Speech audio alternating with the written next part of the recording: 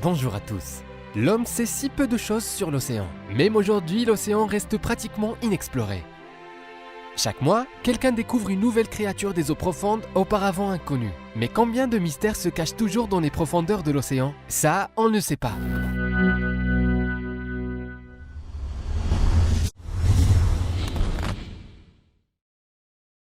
Quand les gens se trouvent près d'une rivière, ils nourrissent souvent ses habitants, notamment poissons, canards ou mouettes. Ainsi, on peut voir ces créatures nager en meute pour se procurer d'un régal délicieux. Pourtant, parfois, au lieu de ces poissons ou oiseaux assez ordinaires, on peut tomber sur un vrai monstre sortant de l'eau. Le héros de notre vidéo d'aujourd'hui est un garçon ordinaire vivant dans une ville qui arbite un port de mer. Un jour, le garçon marchait près de la mer et comme d'habitude, nourrissait de petits poissons quand tout à coup, il a vu une créature étrange remonter en surface, se dirigeant vers lui. Moi, si j'étais à la place de ce garçon, je perdrais probablement conscience immédiatement.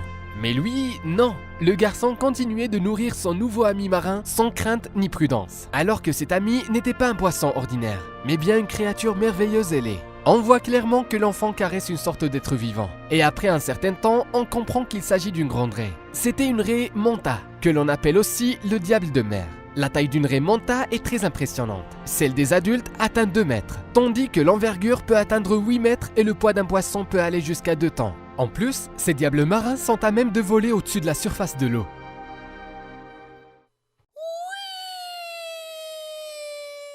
Les scientifiques ne savent pas encore à quoi exactement cette capacité est liée. Certains croient que de telle manière, les raies manta essaient d'attirer les femelles. D'autres pensent que ce n'est qu'une façon de s'amuser. Soit dit en passant, la progéniture est assez rare chez cette espèce. La grossesse dure 12 mois.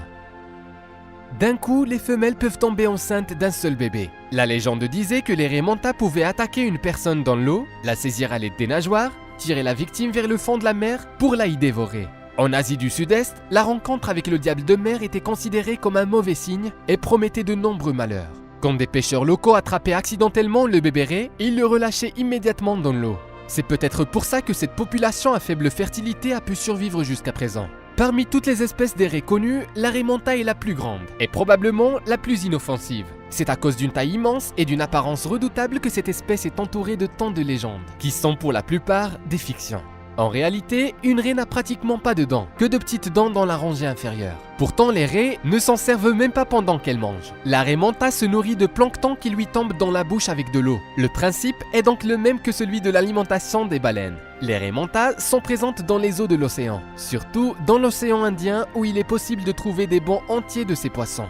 Malheureusement, aujourd'hui cette espèce est en train de disparaître parce que la population de ces géants marins est insignifiante. Des pêcheurs artisanaux locaux les attrapent pour les vendre. La viande de ces poissons est appréciée pour ses qualités gustatives élevées. Le foie est saturé de graisse, ce qui est également très apprécié sur le marché et provoque une certaine demande. Les scientifiques affirment que malgré leur taille impressionnante, les calmars géants ne vivent que dans les fonds océaniques et ne remontent pratiquement pas à la surface. Donc un calmar géant ne présente aucun danger pour les gens. Pourtant, il y a des exceptions. Un calmar géant a décidé de rendre visite à un port japonais. Un rare invité a été remarqué par les habitants de la ville de Toyama sur l'île de Honshu. Un calmar géant, ou un architeuthus en latin qui vit en eau profonde, s'est approché de la côte. Il est quasiment impossible de ne pas avoir peur d'un tel monstre. Sa taille impressionnante et beaucoup de tentacules ne présagent rien de bon. Alors que l'énorme mollusque nageait dans les eaux côtières, il a été capturé par la caméra vidéo d'un plongeur courageux. Les scientifiques disent que ce calmar est encore assez jeune, de 3,70 m seulement. Alors que les adultes peuvent atteindre jusqu'à 16,5 m, le calmar géant est l'un des plus grands animaux invertébrés. En même temps, si on ne prend pas en compte les tentacules attrapeurs, la taille du calmar est d'environ 5 mètres. Les yeux de ce mollusque sont uniques. Chaque œil atteint 27 cm de diamètre et la taille de la pupille est de 9 cm. Grâce à ses grands yeux, le calmar capte la faible lueur bioluminescente des organismes marins. Cet animal a un système nerveux hautement organisé et un cerveau complexe. Les deux sont d'un grand intérêt pour les scientifiques. Il y a également des légendes sur les krakens, des céphalopodes géants capables de couler des navires. Eh bien, l'invité inattendu de l'île japonaise a été respectueusement accompagné vers la haute mer. Comme on a pu le voir, le monde sous-marin nous cache de nombreuses créatures étonnantes invisibles à l'œil nu. Si vous avez aimé la vidéo, mettez un like et abonnez-vous à notre chaîne. À bientôt!